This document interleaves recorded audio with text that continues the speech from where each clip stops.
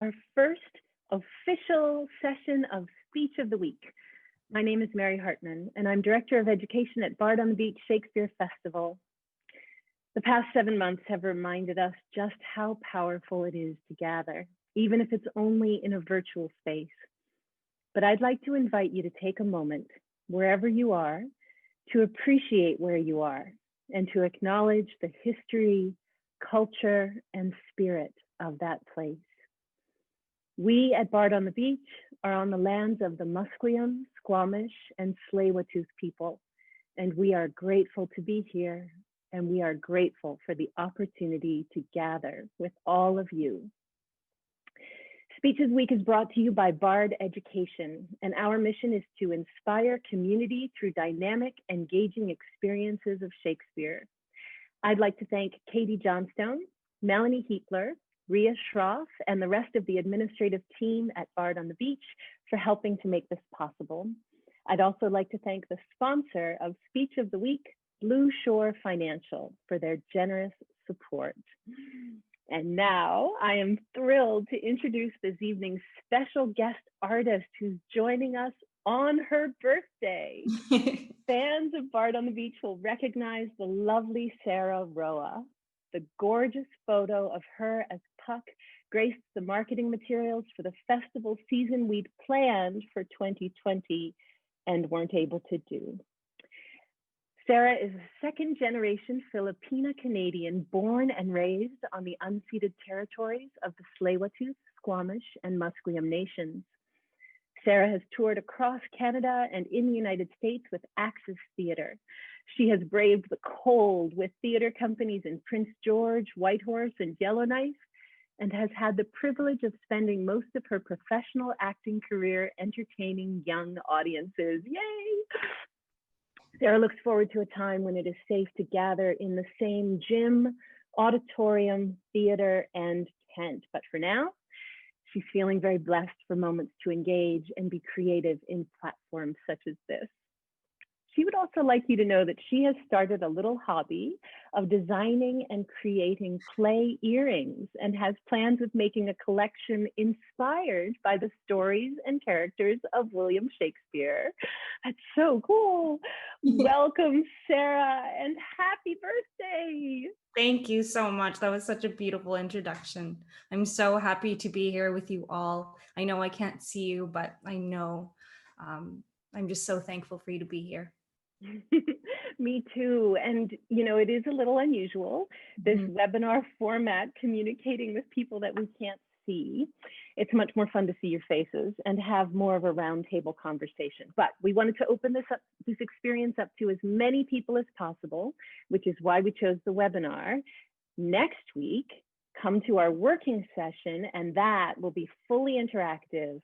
So we encourage everyone to join us for that. But for this evening, we do have the Q&A function, which you can find at the bottom of your screen. We'll reserve time at the end of the conversation to answer questions, but feel free to submit them at any time. And if we have a chance to address them as we go, we will. So Sarah, are you ready to dive into this speech together? Oh, yes, definitely. Excellent. So an actor's process is so individual. Can you share a bit about yours? How do you start when you're approaching a Shakespeare speech for the first time? Yeah.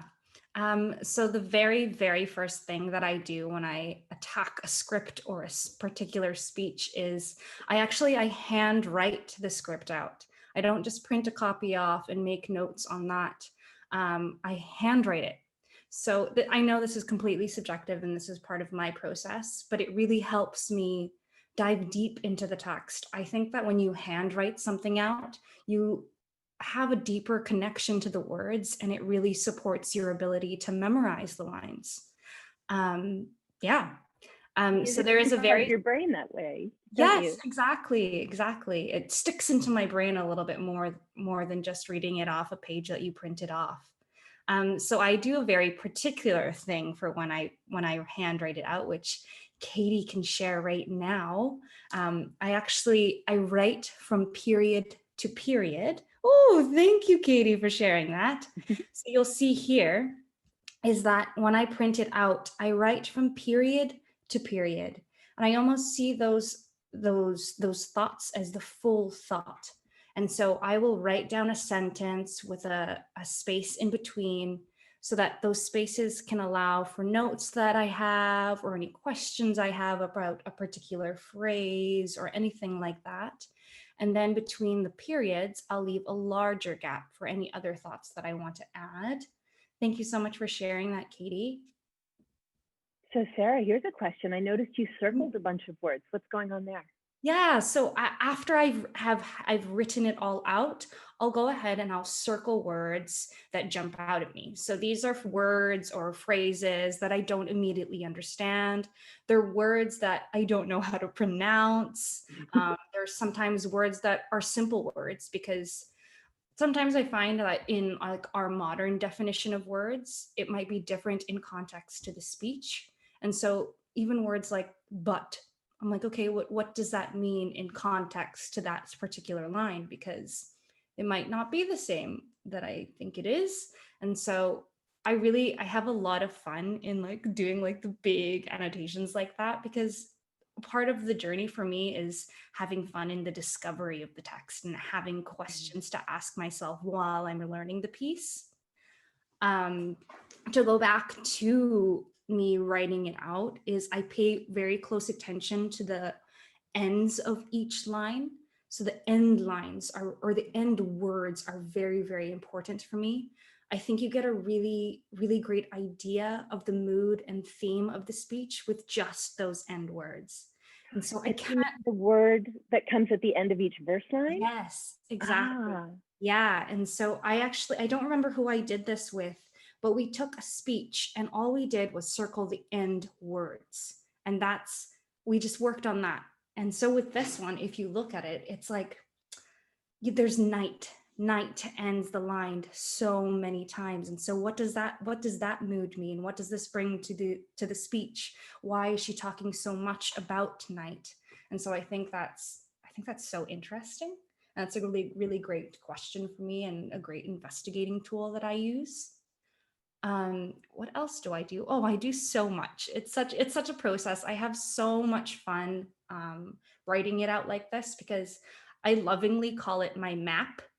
And I use this map to take me through in understanding the speech and using just as a tool to just get deeper into my work. If that makes sense, right? Absolutely, absolutely. And I love that sense of a map, because so many people are very visual learners, or maybe even not just visual, but spatial learners, that they understand the world based on the space. And so having a map of your speech is a really exciting prospect. So then what's the next step for you, Sarah? After you've written it all out and you've looked to explore the words that aren't so familiar to you, and you have your resources and you have this clear sense of the thought, what's the next step? Yeah, so my next step that I take is I give myself the opportunity to play and live within the imagery.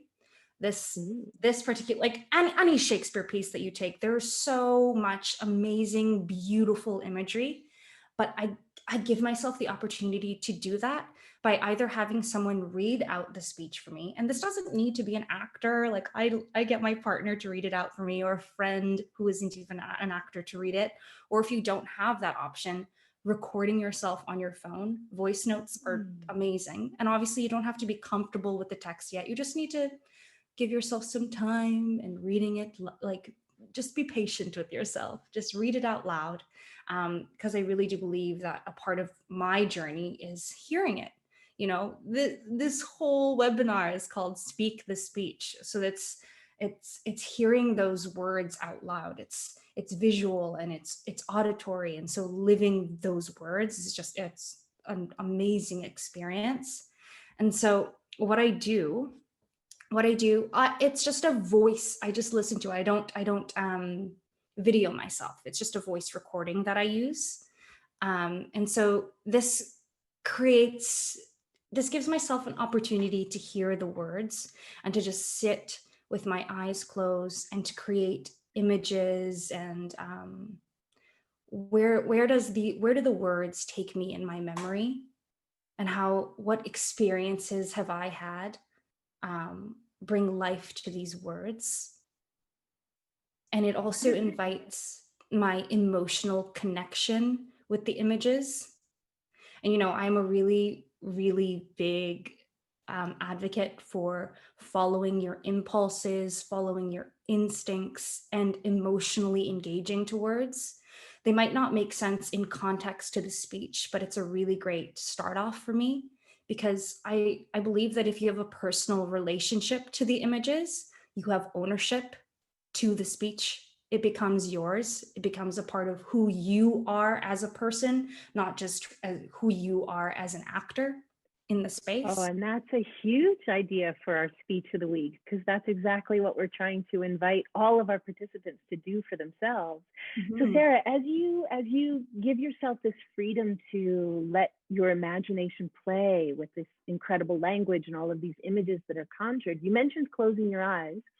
Is there anything else you do to sort of help just welcome that in? Like, do you lie down? Do you put yourself in Yes. a comfortable chair? Like, what do you find works best for you? Yeah, in my practice of that, there are a few things that I do when I'm really getting down to memorizing the piece is I make sure that I'm in a position where my body is comfortable. I'm not, I usually try not to be seated because I find that when I'm crunched over in a chair, I lose my ability to connect to the piece. And so I'm either standing while I work on the piece in a comfortable position and like where my feet are rooted in the ground and I'm able to be comfortable and jump around in the text. Or I lay down, I lay flat down on the floor on like a yoga mat or a comfy blanket. And if you do just have the text playing or have someone reading it for you, it's such a comfortable position to just be laying down on your floor like that. So yeah, I'm very particular of how I memorize it and what my body is doing. And so you want to be open, you want to be breathing, you want to be, you know, you just want to be as comfortable as possible. Wonderful. Okay, so we have your practice of handwriting it out and Yes. all of that exploration. And then we have your process of hearing it and allowing your imagination to play when you've opened yourself up to these amazing images. Mhm. What's next in your practice? You mentioned impulses. How do you play around with those? Yeah. So for this speech in particular, what I was doing with it was I was just taking it from verse to verse and just really diving deep into my own personal images, things that I brought up that were brought up while hearing it. And so I just write them down. I write them down and I remember what I saw within those images. Does that make sense? Yeah, say a little bit more about that. So when you say you write it down, is it like journaling sort of thing? As you Yeah. flesh out the images, your own version of those fiery-footed steeds, or Exactly. So who am I seeing? Who am I talking to? What does night look like? And so I'll either like it's so silly, but I'll either do like a drawing of what the night looks like, it's not or silly at all. I love it. mm, what color was that horse that I saw? And so who is this sober suited matron that I saw? What do they look like? What are they wearing? And so Yeah. yeah, I make like notes like that of what I see in particular, and that's why I write it out so that I could just like scribble all these notes and pictures all throughout my text. Um, yeah, just I anything love that. that will support me memorizing the piece is amazing. And then do you start to move? Is that another part of your practice? Yeah. And Um, actually make a lot of sound with your own yes. voice? Yes, exactly. I did a really, really great workshop last year, and when we were memorizing the text, we were just given the text that morning, and so it was really inspiring because the first thing that we did was take out all we did was work on the vowels of the speech. And so you have this room of people just going ah oh ah ah, and it was so strange but also so much fun because that's just what we did. And so for me, when I engage with vowels, it's so like it's so in your body and so from your gut, and that you have to like it, it's such a fascinating way of engaging with the text. Does that make Yeah, sense? because we often think of language as being such a cerebral and an Mhm. exclusively cerebral process, but it's actually not. No, not at It all. absolutely It's a involves every full part of body who we are. experience. Yeah. Mhm. So you mentioned memorization or starting to learn things by heart, which is actually an interesting distinction in my book. When we learn things by heart, it's slightly different. But we have a question from our attendees, and that is, were you always good at memorizing things, or did that improve as you acted more? Um, I feel like I feel like it definitely has improved with practice. It's something that I have always loved, even as like even in elementary school. I loved memorizing things. People ask me, I get this question a lot. They're like, "So you've done a ton of shows. If I were to ask you to say this speech that you performed 4 years ago, would you remember it?" I'd be like, "No, but if you gave me the script and gave me half an hour, I could probably do a very good job." Because I know it, again, it's so much of my, it's in my body. I know it's there. It's tucked away in a little box. Um, so I don't, that's such a hard question because I do get complimented a lot by how quickly I'm able to memorize things, but it it's a process. It's a Well, I process. wonder if part of it is the fact that you have these different paths to knowing your text, to learning your text, to making it your own. So Mhm. that, when you're writing it out in your notebook, or when you're hearing it and letting your imagination play, or when you're up and speaking aloud and moving, and then it's lots of different pathways, lots of different synapses are working on Exactly. your behalf to help make that yours and to help incorporate it. Isn't that funny? It's a way of taking it into your body, to Exactly. incorporate it literally. Yeah. And like I said, it's just in your body, it's in your breath.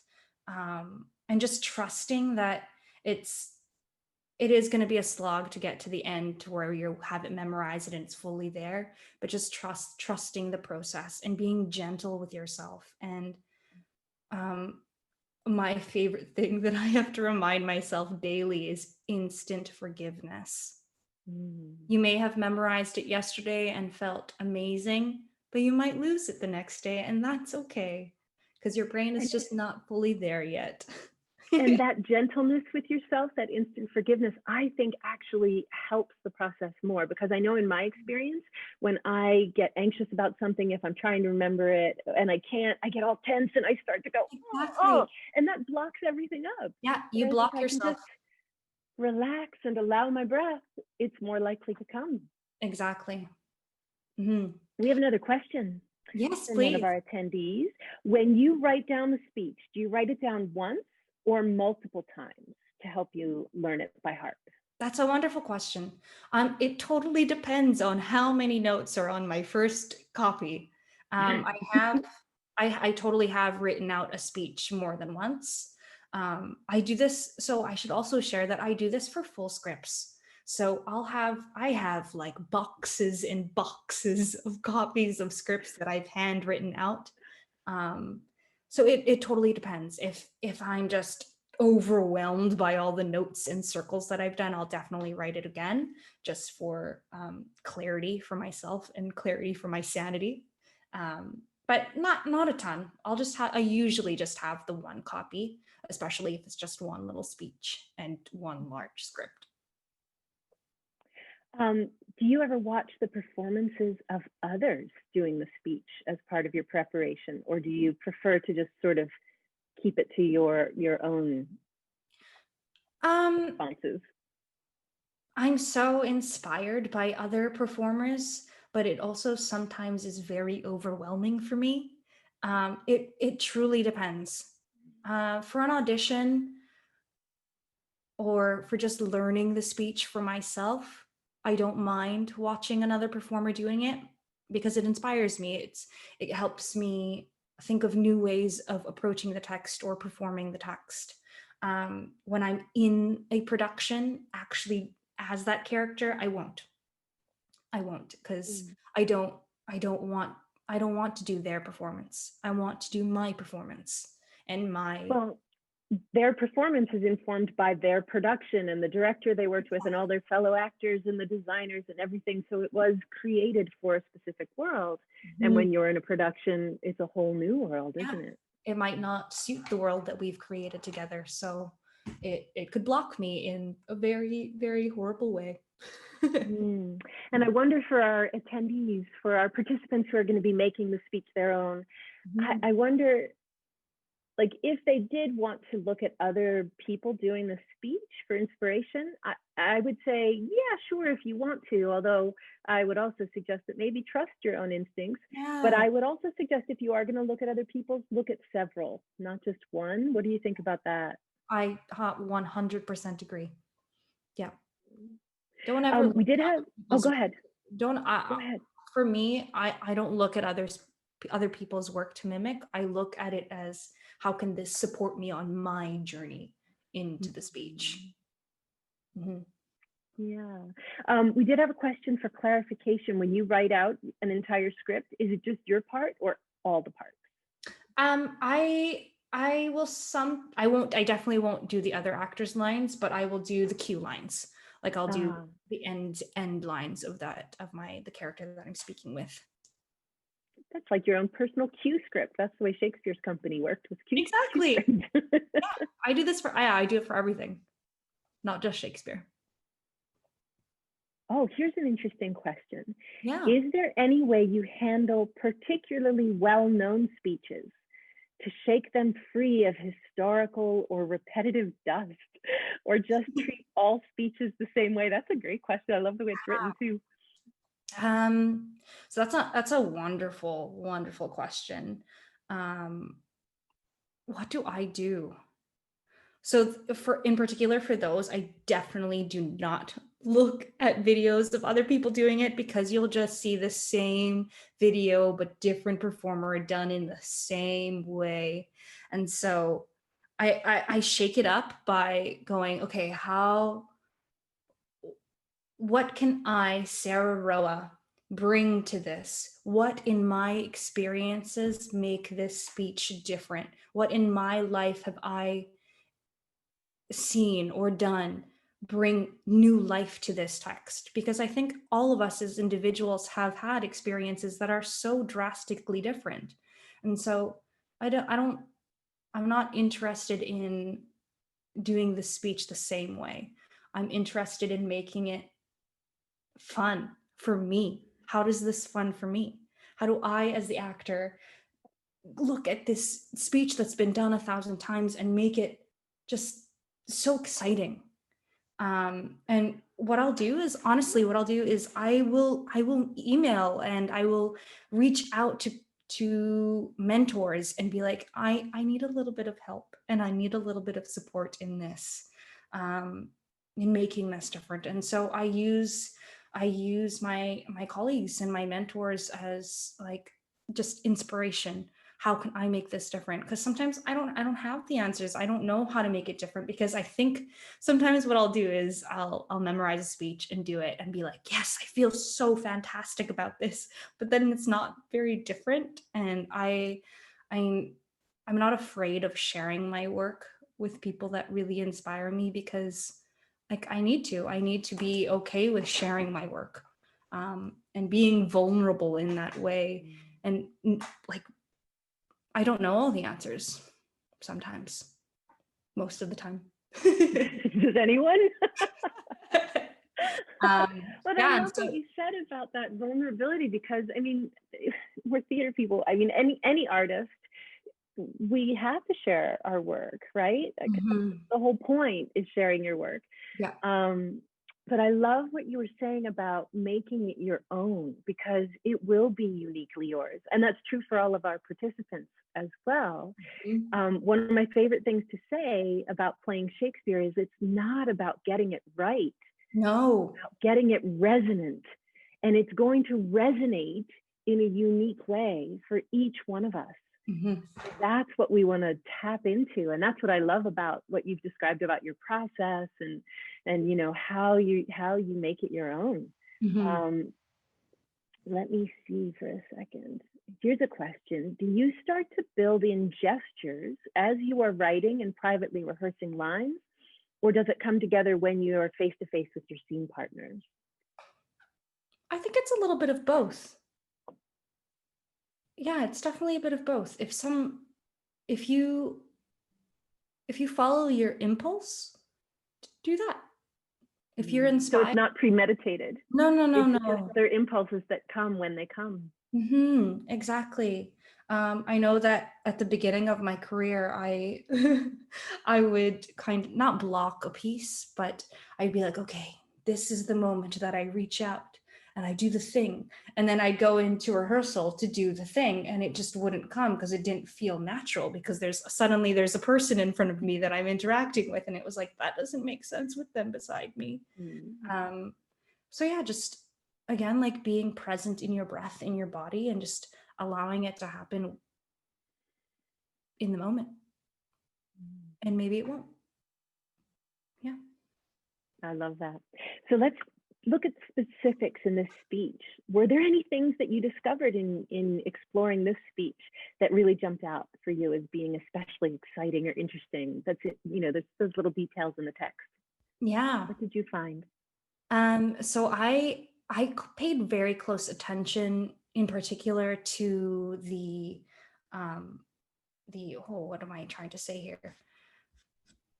To the periods and to the commas and to the semicolons within the speech.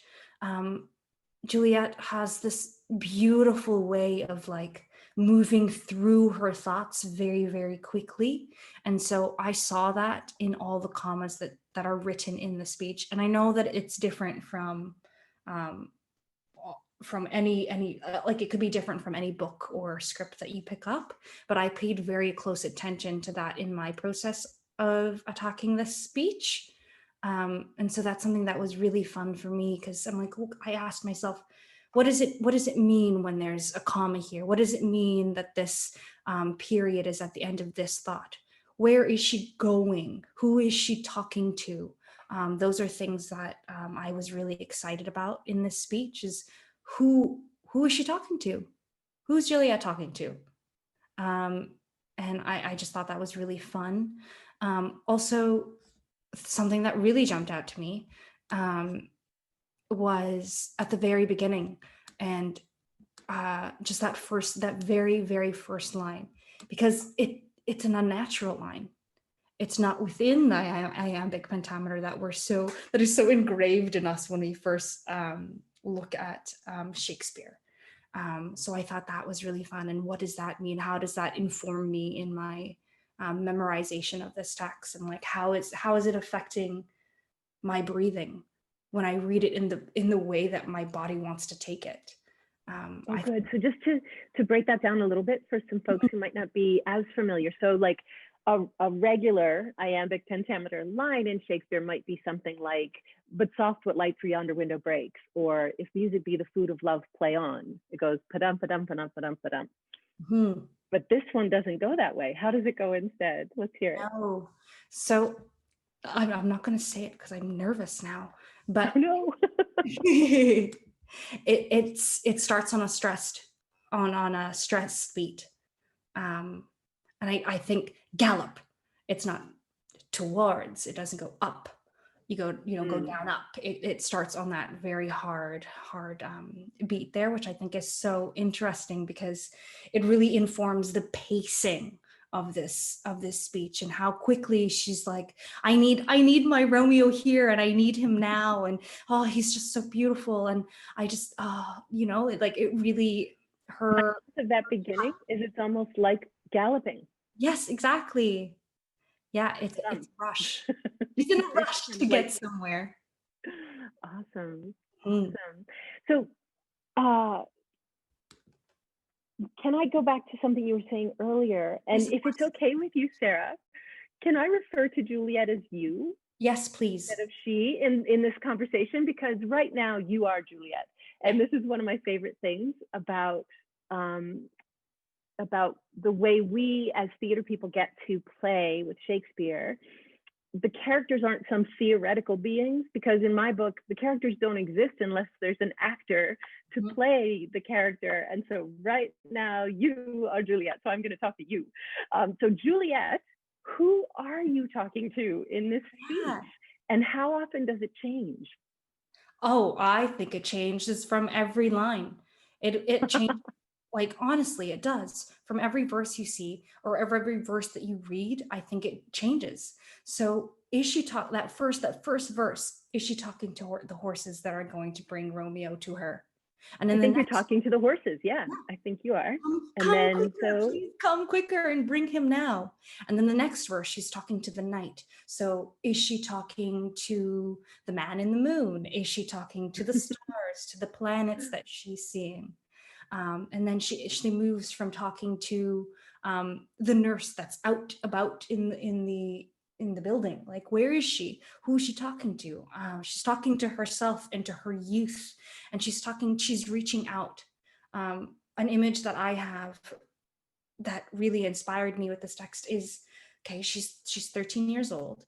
Where was I, Sarah, as a 13-year-old when I was feeling big feelings? I was probably writing notes in my diary. And so is she writing a love letter in her diary right now? What is she actively doing while speaking this speech? And so I think having like that very particular image of writing out a love letter or writing out a journal entry is really fun. Do you ever do that sort of thing when you're preparing for this? Like, it just walked through my mind that could be a fun thing for an actor to actually do, is to write those journal entries. Yes. As Juliet. Yes, 100%. I definitely do that. I place myself where I think they are. It's not always right in the end, but when I look at a speech for the first time, I'm thinking of, where is my body in the space? Like, what does my room look like? Is it a comfortable, bright room? How many pillows do I have? What color are the walls?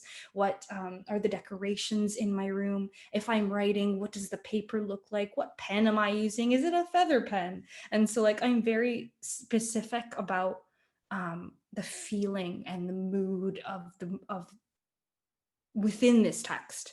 Does that make sense? It does, absolutely. And with someone like Juliet, I suddenly think of, what do you see when you look out your bedroom window? Where are you physically when you're doing this particular speech? And, how late in the day is it? Yeah.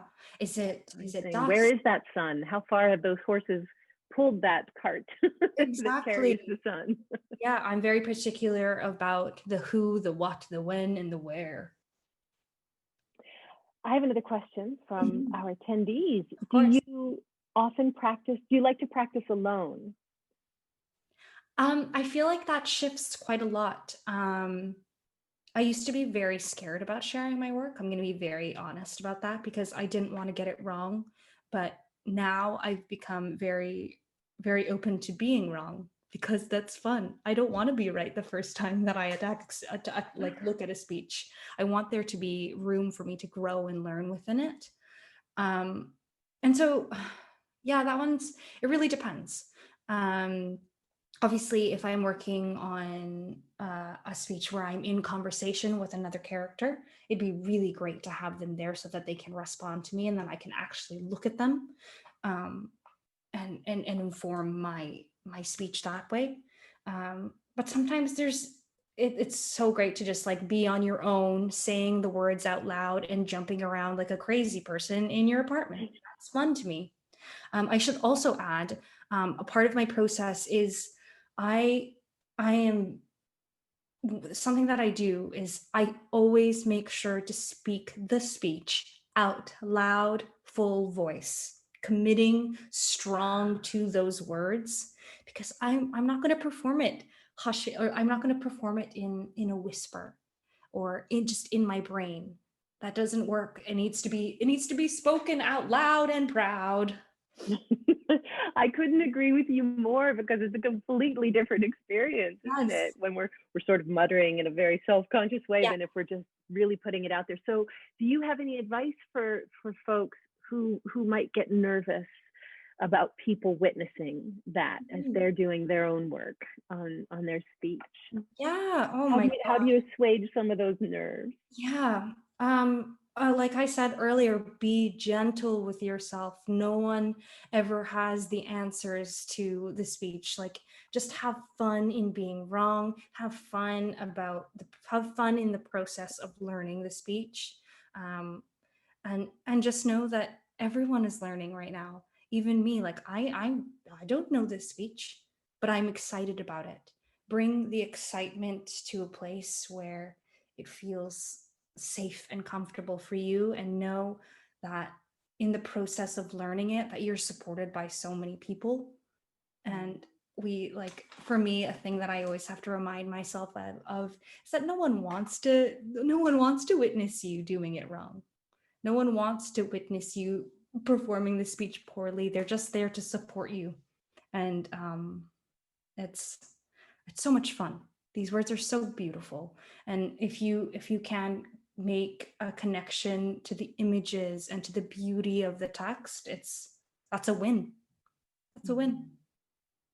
Absolutely. And I wonder also if, when we practice these things in our homes by ourselves, if it's other family members and things like that actually it might be nice to get them involved.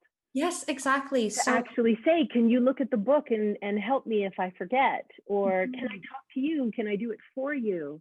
And maybe that will help with some of the nervousness too. Yeah, and it's so great to work with people that don't know Shakespeare, because if you have someone to play off of that might not know what you're saying, just that, for me at least, that helps me inform whether or not I'm doing justice to the text, if I'm making it accessible for people to understand. Absolutely, that's a huge one. So let's look at another question. Of course. So here's an interesting one. You mentioned looking at the end of the word in the verse line. Do you also look at the end word of the thought or the sentence? Yes. Right before the period, yeah? Definitely. Sometimes, right? Because sometimes Shakespeare's characters, they end their thought in the middle of a verse line. Yep. And it continues, which I always think is really fun. But Yeah, so the text that Katie shared with us, that's obviously not a finished product of what my notes look like at the end of my discovery process. And so you'll see that I'll sometimes take a highlighter and even highlight words that are repeated. I'm very particular about that, because I'm like, okay, why have I said night 10 times? And so I think those are really interesting things, because it helps me look at the theme. It helps me look at the mood of the piece. I'm definitely a big believer in circling and making as many notes as possible. So when you have a really long speech like this one, how do you create the linkage between the thoughts to help you, know what thought comes next, to help you know it by heart? So when you finish one thought, you are launched into the next one. Yeah, and so I don't know if I talked about this earlier, but when I'm writing it out, I write it from period to period. And I kind of look at those as, from period to period, that's the one verse. And then the second verse, I don't know if that's right, but that's how I look at that. And so what I'll do when I'm memorizing it is I'll look at that first full sentence as one thought, one full thought. And it's not that it can't be introduced later within the speech. It will just be introduced in a different way. And so what I'll do is I'll just work on that one sentence, even if it is 4 lines long. And I'll do it chunk by chunk and then link them together as I go.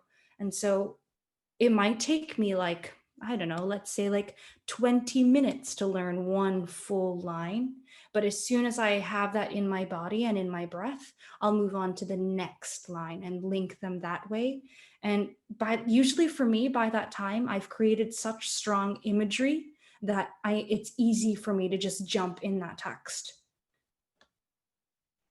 And it's interesting you mentioned breath. I think that's such a powerful, powerful resource for us as human beings, but also as actors, because it's that idea that with the incoming breath comes the need to say whatever's next. Yeah. It gives us that impulse to get to that next thought and to realize, okay, I've said this. Now I need to say this. What's the next new thought? What's the next thing? Yeah. And so another thing that comes with that is really, for me, honoring the punctuation. So you'll see here in this speech, one line ends with a comma, but not dropping off after that comma, because there's a full thought with 3 other lines there that complete that full thought. And so for me, it's about, when do I take my breath? I ask myself that. I'm like, okay, here it's written for me. I can take a breath after steeds. I can take a breath after west, but then I can take a full breath after immediately. And so I think that's really, really fun. Like, I kind of look at it as learning music. It'll tell you when you can take a breath and when the appropriate time to take a breath. And I know that with punctuation, it can be different, but that's kind of how I first attack it and first look at it, if that makes sense. It does. It does. One of the interesting things for me with punctuation is that with so many different editions out in the world, often each edition has different punctuation. And so it can be tricky for us to know, well, how do we figure out what is the, I'm going to put this in air quotes, the right punctuation, because it's not about getting it right. It's about getting it resonant. So how do you work around that? Like, do you work with different editions? Do you try the punctuation that, this editor's name is Brian Gibbons, that Brian Gibbons has offered us? Or do you find that, oh, actually, no, that doesn't feel right to me, I'm going to try it this way? How do you manage that? I'll definitely look at different editions of the speech or the script, but I use the one that I'm given as the first initial one that I'll look at, and first official map that I will use, because sometimes I will memorize a speech and I'll be very particular about the punctuation that's given, and it's not sitting right in the body, or I'm having a hard time memorizing it in that way. I'm like, okay, this is a red flag for me. This is a mark. This whole section is one that I need to circle and ask myself the question of, why isn't this living in my body the way that it's written? And so I will look at other editions, definitely, because sometimes it's totally different. Sometimes the line is 2 sentences long, not 4 sentences long, and it's like, that makes sense. That's where I should take the full stop. So definitely, I definitely believe in looking at all editions that you have access to. In fact, this just brings up a really funny little quirky thing about this particular speech. And I'm going to give a little shout out to one of our participants, Penny, who let us know that there was something unexpected in the speech that she thought might be a typo. And it's in the speech when I'm still going to use this, when you, Juliet, say, when I shall die, give me my Romeo, and when I shall die, take him and cut him out in little stars, and he shall make the face of heaven so fine. So in one place in our handout, the line says, when I shall die, and in 1 or 2 other places in the handout, it says, when he shall die, take him and cut him out in little stars. And I'm so grateful that that you pointed that out, Penny, because it brings a whole interesting question in about textual variation, because Shakespeare was writing a very long time ago, and the actual printed books that survive are full of different variations. So with Romeo and Juliet, it was printed once in 1597, and that line doesn't appear at all. It was printed again in 1599, and the line is, when I shall die. It was printed again in 1609, when I shall die. But in 1622, when Romeo and Juliet was printed in what's called the fourth quarto, that's when it says, when he shall die. But then in 1623, in the first folio of that first big collection, it's back to when I shall die. Mm-hmm. So this is one of those places where there's no right answer. Yeah. It's not about getting it right. It's about getting it resonant. So as I say to all of our participants who are going to be making this speech your own, you get to choose. You get to decide what's right for you. Mm-hmm. And I would ask you, Sarah, what you think it is, but then I don't want everybody to think that that's the right answer. No, but how would you manage that question for yourself as an actor? Mm-hmm. Well, I would look at that line and take it out of context and play with both. So give me my Romeo and when I shall die, or give me my Romeo and when he shall die. There's a different resonance in both of those words. And I feel like they can be so different. So how does it affect me, Sarah, as Juliet? What feels better in my body? And so that's kind of where I would start with that. Because using he and using I are so different, and it creates such a different image, right? And so how fascinating and how fun is that to be able to be given the opportunity to look at that and be like, oh, there isn't no one particular way that this is written. It's written in two different ways and in such drastically different ways. And so that's so exciting. Yeah, I know, I love it. Mm-hmm. So here's a question. Do you play with or plan the pitch levels that you use in your voice for each thought? Or how do you do that? Yeah, that's a great question. I think in particular for this one, I really did think about the level and the tone that I'm bringing into the piece.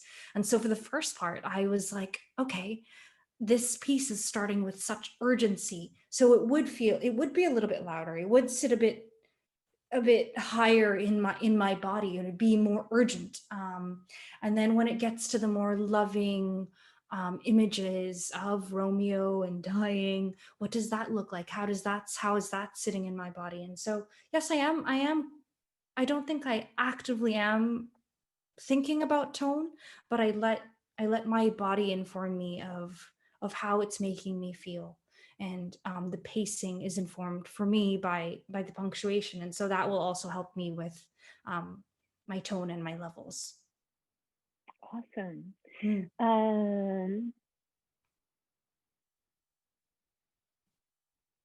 Sorry, I'm just looking. Oh, I was looking at the wrong thing.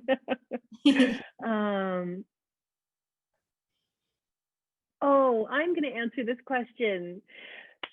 David has asked, when we share the videos, if a female is speaking, Juliet, for this session, should a male still send in a contribution? Will it be both sex presenting? Absolutely, absolutely, because Speech of the Week is all about the beauty of all contributions and the power of every single one of you to make these words your own. And so that is anybody, absolutely anybody. And this is one of my favorite things. In fact, I'm going to jump to this question. Because it's especially powerful, I think, with Juliet. We are so at the mercy of traditions when it comes to Shakespeare, and Juliet is a character that comes with really limiting traditions, and they really make me angry. So, I think we've been burdened with this idea that Juliet has to be young and very particular age, not quite 14 years old, and female and Italian and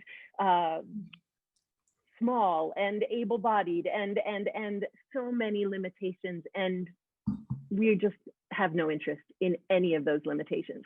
We want anyone to be able to play anything and to make these words their own. So Sarah, from your exploration of this amazing speech, Gallop, apace, you fiery-footed steeds, what are some of the human qualities that come forth for you about Juliet that don't have anything to do with gender or age or body type or any of those things? Yeah. Um, Obviously we all know that Juliet is 13, going on 14, but her emotional maturity in the piece is so admirable.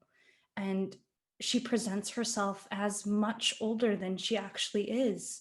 And she's deep and she's thoughtful, and her connection to things are so deep and so rooted in her emotion that it's so beautiful. The images that she paints with her words are just they're so inspiring. And so for me, looking at this text, I'm like, okay, what can I, Sarah Roa, bring to this? I'm like, I've been young.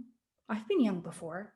I have made really, really big decisions without really thinking about my brain, without really using my brain. I've made decisions fully from my heart, whether they're right or wrong, and that's just what it is. And that's how I'm gonna let my heart lead me.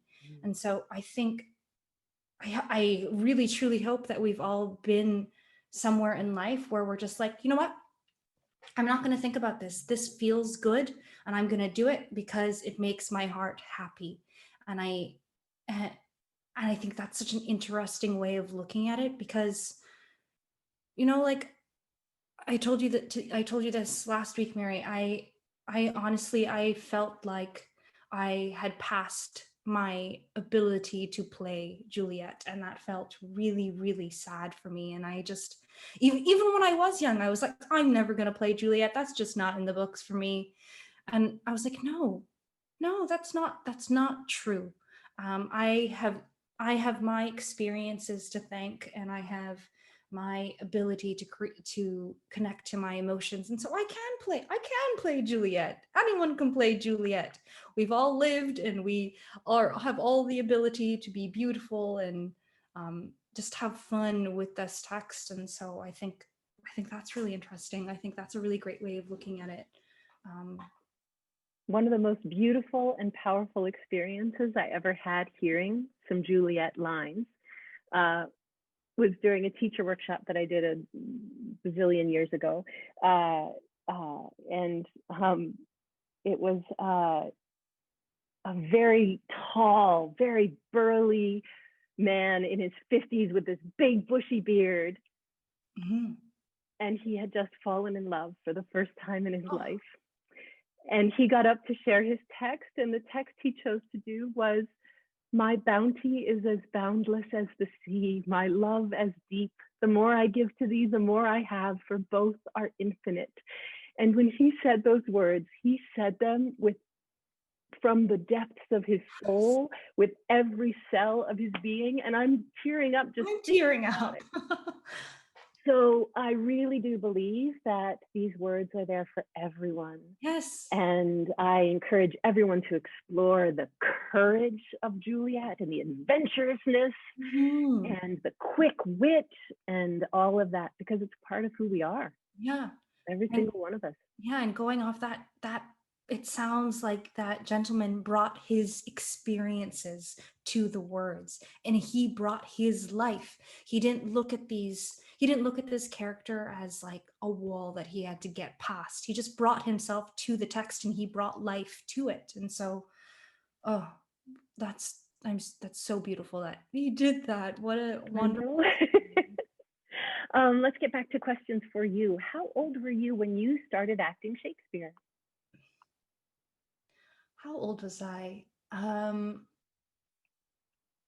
I first started really, really engaging in Shakespeare probably when I was in grade 10. So that was, oh dear, how old was I? 13. 13, Wow. 14? No, that's not how you are. How old you are? Yeah, I was probably around 14.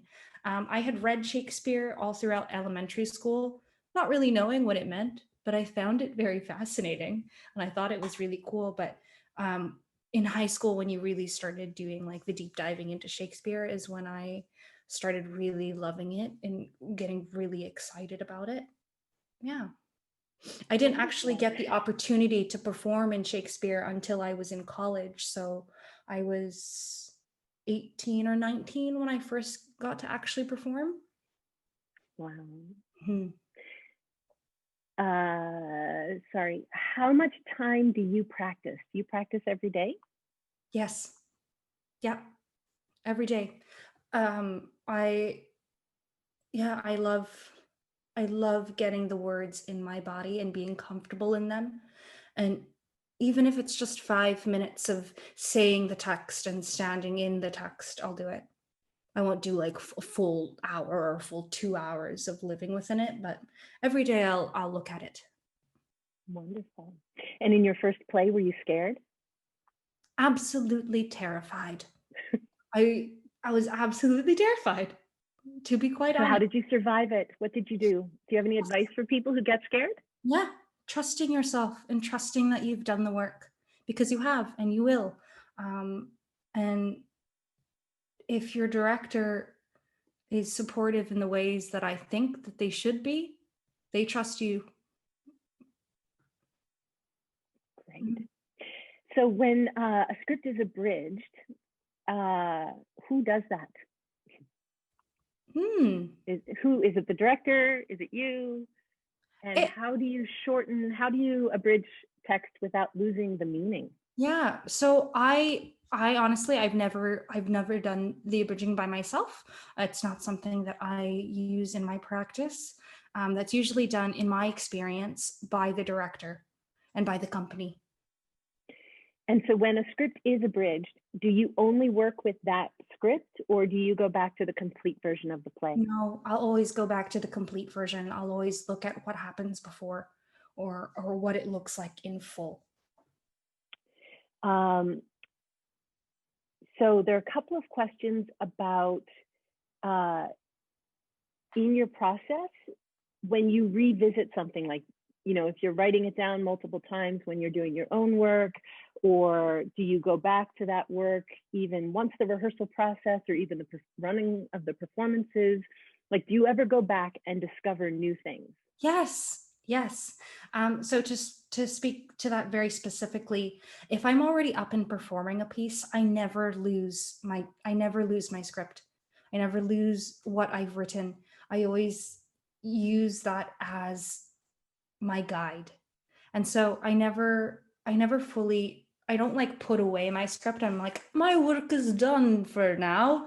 I will always keep it with me. It's my friend that helps support me through the whole process. And so I'll always look back to it. I'll always, because sometimes, like, when you're in a performance, one night it doesn't feel great and you go, why didn't that feel good?